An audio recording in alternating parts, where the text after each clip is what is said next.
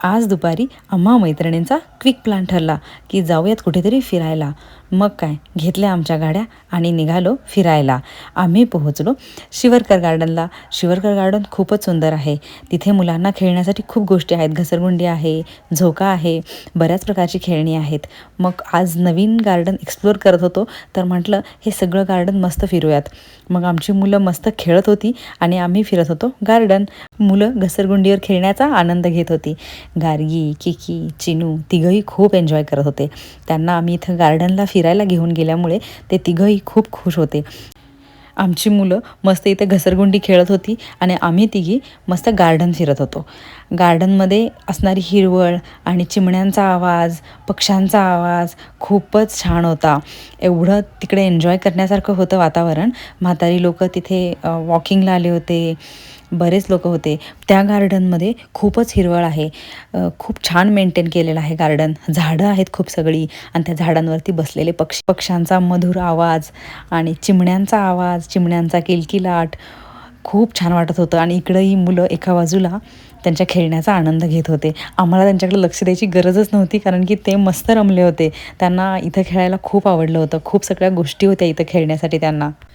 चिनूला झोका खेळायला खूप आवडतो, म्हणून तो जास्त करून झोका खेळत होता. मला तिथे गार्डनमध्ये एक बहीण भाऊ झोका खेळताना दिसले. ती बहीण खूप जोरजोरात झोका घेत होती, म्हणून तो भाऊ रडत होता आणि ती तर त्याचं काही ऐकत नव्हती. किती छान त्यांची जोडी होती. पुढे आल्यानंतर आम्ही असं गार्डनमध्ये फिरत होतो आणि आमची ही मुलं मातीमध्ये खेळायचा उद्योग करत होती. आम्ही त्यांना खूप ओरडून पाहिलं, पण ते काही ऐकत नव्हते. त्यांना आज मस्त निवांत त्यांच्या मनाप्रमाणे खेळायचं होतं.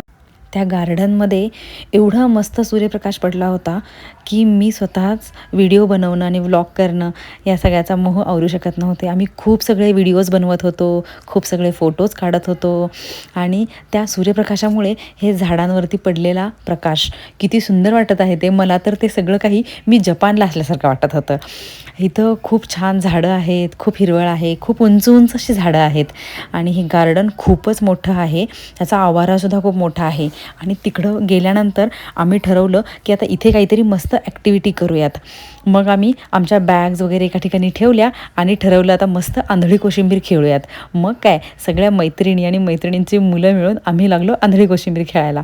पहिला डाव होता किरणचा आणि किरणला कोणीच सापडत नव्हतं. ती सगळी मुलं तिला पाठीमागून मारून पळून जात होते आणि ती मात्र त्यांना शोधण्याचा प्रयत्न करत होती आणि तिला कोणीच सापडत नव्हतं, बिचारी.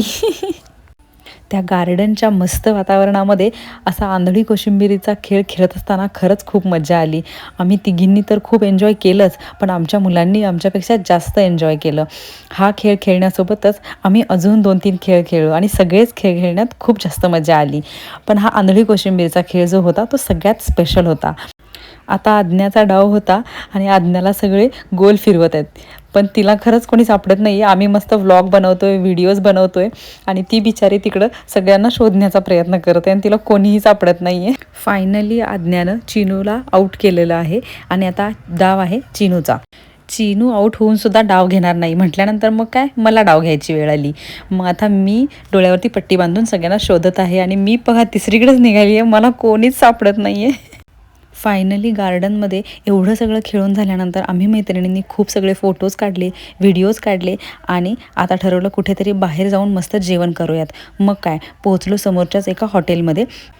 हॉटेल कृष्णा प्युअर व्हेजमध्ये गेलो आणि तिथे आम्ही ऑर्डर केलं सूप आणि त्यानंतर मटका दम बिर्याणी. मस्त बिर्याणीचा आनंद घेतला, सूप पिलं, खूप सगळे फोटोज काढले, परत तिथंसुद्धा खूप सगळे व्हिडिओज केले आणि मस्त मज्जा करत आमचा डिनर कंप्लीट केला.